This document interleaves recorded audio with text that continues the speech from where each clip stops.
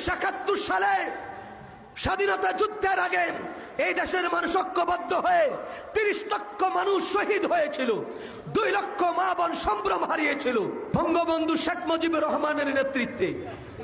কিন্তু যার নেতৃত্বে সেদিন ঐক্যবদ্ধ হয়েছিল মানুষ, শেষ পর্যন্ত ওই নেতাকে আমরা বলতে শুনেছি, সবাই পেল সম্পদের খনি, সোনার খনি, আমি পেলাম সোরের খনি।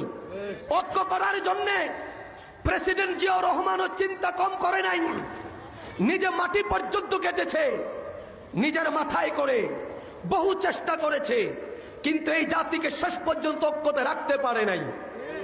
এর পরবর্তীতে প্রেসিডেন্ট এরশাদ উন্নয়ন কম করে নাই, কিন্তু প্রেসিডেন্ট এরশাদ পর্যন্ত শেষ মুহূর্ত পর্যন্ত ঐক্য ধরে রাখতে পারে নাই। কারণ ঐক্য ধরে রাখার জন্য যে পবিত্রতা দরকার, ঐক্য ধরে রাখার জন্য যে ত্যাগের দরকার, ঐক্য ধরে রাখার জন্য যে আদর্শের দরকার, ঐক্য ধরে রাখার জন্য যে ব্যক্তিত্বের দরকার, রাখার জন্য যে সুসংগঠিত একটি সংগঠনের দরকার, সেই সুসংগঠিত সংগঠন কেউ ইতিপূর্বে দেখাইতে পারে নাই।